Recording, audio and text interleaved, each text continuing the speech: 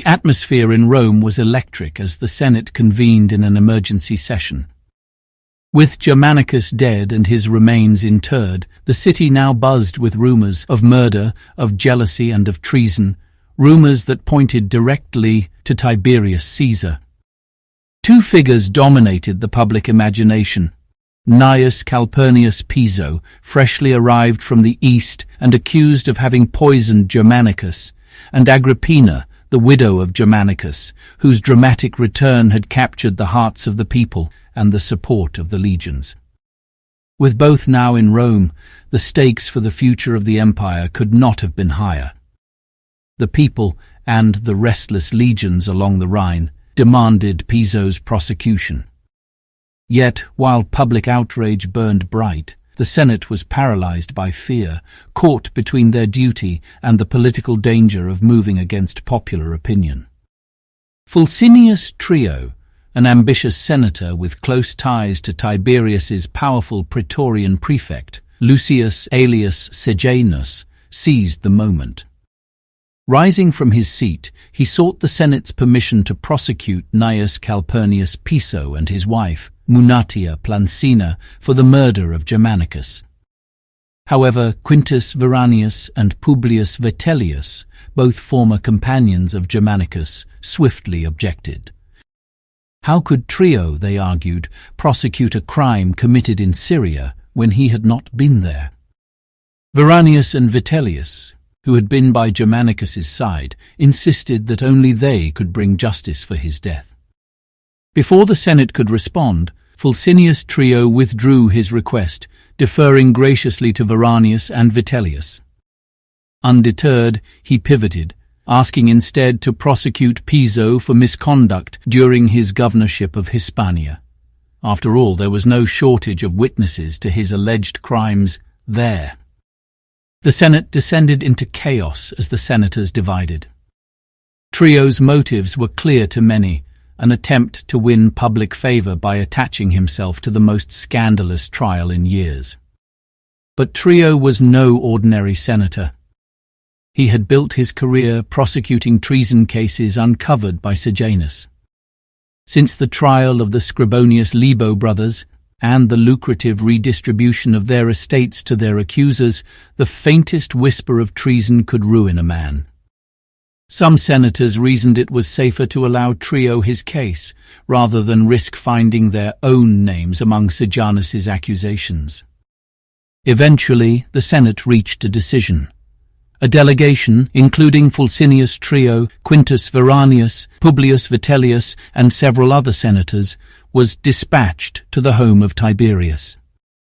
The rest of the Senate remained behind, anxiously awaiting the emperor's guidance. Tiberius, flanked by a circle of trusted allies, received the delegation in the portico atop his Palatine villa. Standing above the city, with the Forum Romanum sprawling beneath him, he listened as Trio, Veranius, and Vitellius recounted the debates that had brought the Senate to a standstill. After deliberating with his advisers, Tiberius finally reached a verdict. Fulcinius Trio would be permitted to prosecute Piso for crimes in Hispania, while Veranius and Vitellius would prosecute him for murder, alongside a third senator of Tiberius's choosing, Quintus Serveus, the former governor of Commagene, appointed by Germanicus. But the emperor was not done. Tiberius insisted on adding further charges to the trial. Piso would also face accusations of disobeying Germanicus's direct order to send legions into Armenia, and of treason or perduello for raising an army to seize control of Syria. For Piso's wife Plancina, Tiberius added charges of witchcraft, as well as poisoning. Even Piso's youngest son, Marcus, a boy still wearing the toga praetexta, would not be spared, facing charges of suborning the 10th Legion Gemina as they marched from Egypt to Syria. With these additional charges laid out, the trial of Gnaeus Calpurnius Piso, his wife and his son, was scheduled. Left alone in his portico, Tiberius watched the flock of senators below, making their way back to the waiting Senate. This trial was bound to be ugly, and Tiberius's position was increasingly precarious. Not only did the fate of the empire's stability hang in the balance, but so too did his own imperial authority.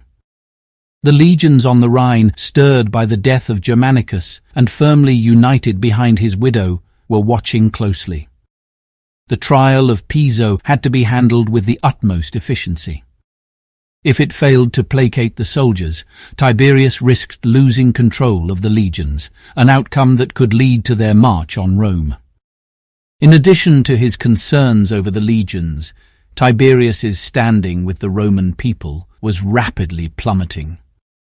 The memory of Germanicus's immense popularity, especially among the lower classes, was taking on an almost mythic life of its own. Rumors that Tiberius had been jealous of Germanicus now cast the hero's death in a far darker light. Just before Germanicus fell ill in Syria, Tiberius had publicly criticized him in the Senate for entering Egypt, in violation of the law that forbade those with Imperium from crossing its borders. What Tiberius had meant as a defense of imperial protocol and Rome's stability was now widely interpreted as a signal of imperial disfavor.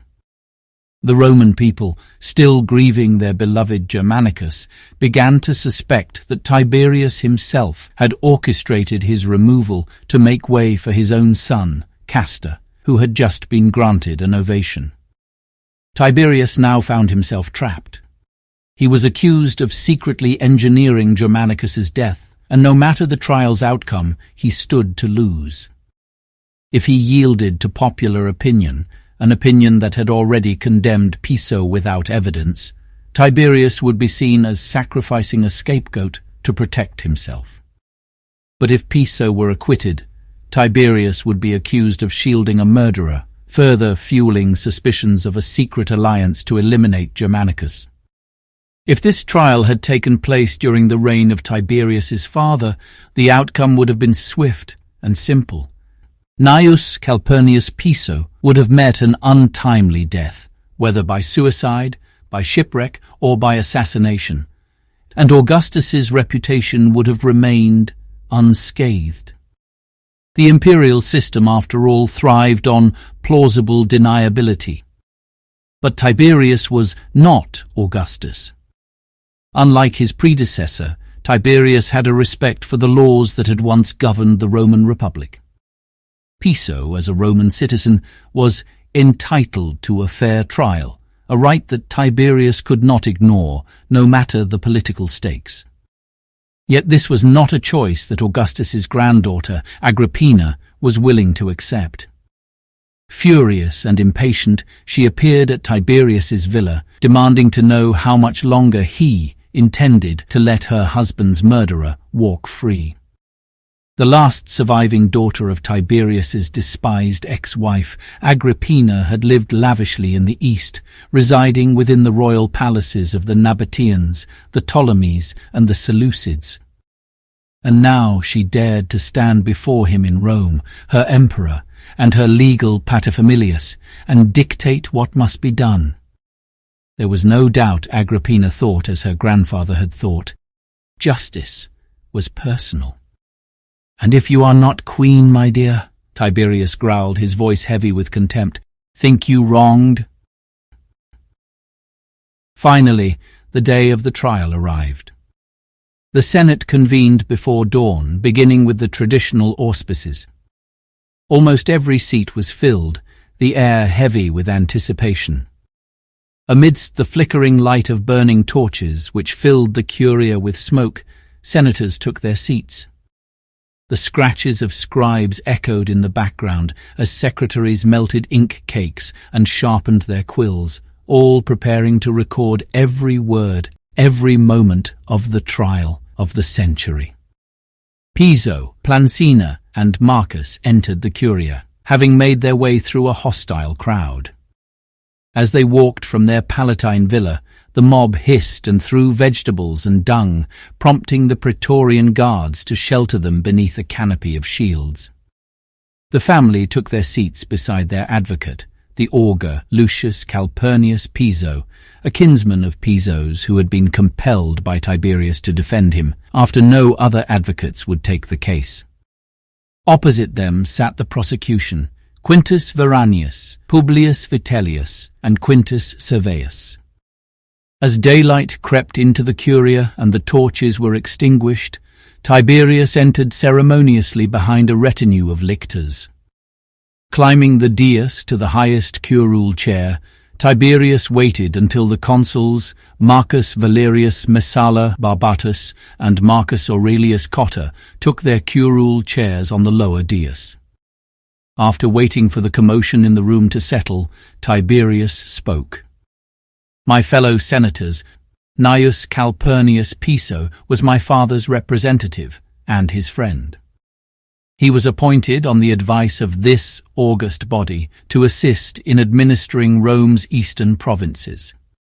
Whether Piso, while in the east, provoked Germanicus by willful opposition and rivalry, whether he rejoiced at his death, or even wickedly destroyed him, these are matters for you to determine with an unbiased mind.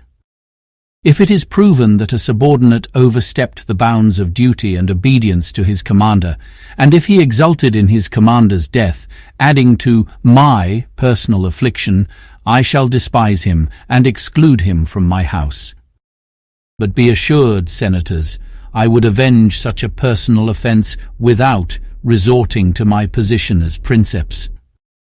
However, if a crime has been committed that demands punishment, no matter the victim's identity, it is for you, senators, to deliver justice, not only for the children of Germanicus, but for us, his grieving parents. Consider also whether Gnaeus Calpurnius Piso dealt with the armies in a revolutionary and seditious spirit. Did he seek, through intrigue and bribery, to curry favour with the soldiers, thereby undermining the authority of Germanicus? Did he attempt to repossess Syria by force? Or are these accusations merely exaggerated falsehoods deliberately spread by his accusers? As for them, I am justly angered by their intemperate zeal.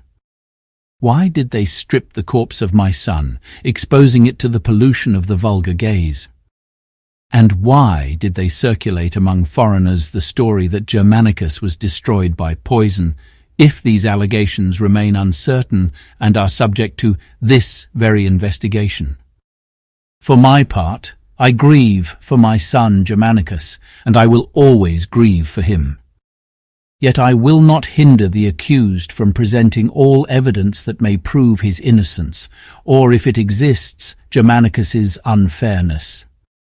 But I caution you all, do not accept as fact any charges that are merely alleged, simply because this case is bound to my own pain and sorrow. To those of you who, through blood ties or personal loyalty, are advocates for Piso, I urge you to assist him in his peril, to the fullest extent of your eloquence and diligence. Likewise, I call upon the prosecutors to show no less effort or persistence.